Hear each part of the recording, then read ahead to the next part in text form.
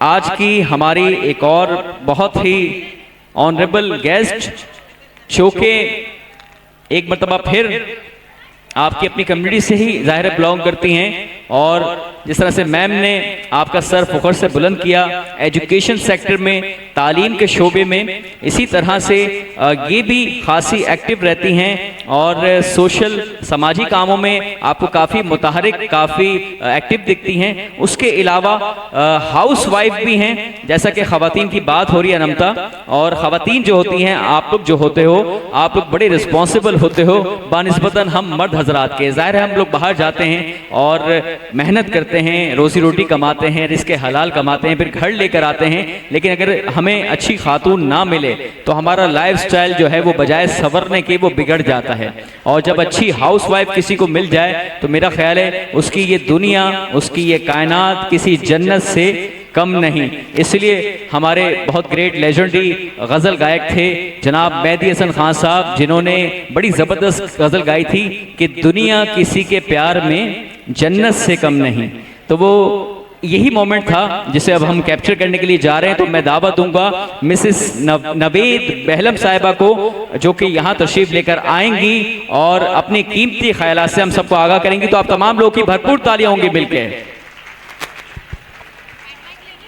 अस्सलामुअलैकुम। हो सकता है जो बात मैं आपसे कहने जा रही हूँ मुझसे पहले कई लोग कह चुके होंगे। वो एक शेर है ना, सितम तो ये है कि कोई समझने वाला नहीं, सितम तो ये है कि कोई समझने वाला नहीं, मेरे सकूत का मतलब मेरे कलाम के साथ। लेकिन हमें अपनी बका के लिए इन बात को समझना होगा कि कोई भी कौम इत्तेहाद के बगैर नामुकम्मल है। कोई भी कौम अक़वाम आलम की निगाहों में उस वक्त तक मोहब्बत, इज्जत, वक़ार नहीं पा सकती जिस कौम में यकजहती ना हो। इत्तेहाद के बगैर कोई भी कौम आगे नहीं बढ़ सकती है।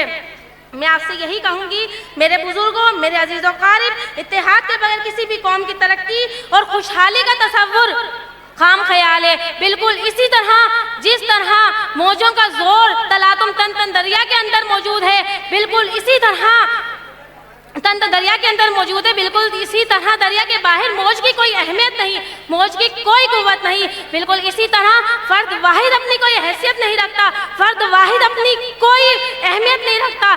हाँ अलबत्ता अगर कोई फर्द इत्तेहाद के पौधे को सींचता है, इत्तेहाद के पौधे को सींचता है तो वो एक दिन घना जंगल बन जाता है। और अगर कोई मुत्तहिद होने के बजाय अलहदगी तैयार करता है तो वो एक दिन छोटा और छोटा बिलाखिर खत्म हो जाता है। अमन सुकून आसमान से नहीं उतरता, अमन सुकून आसमान से नहीं उतरता, बल्कि ये ज़मीन पर पैदा करना पड़ता है। मेरे अजीज़ों क़ारिब, मैं आपसे यही बात कहना चाहूँगी,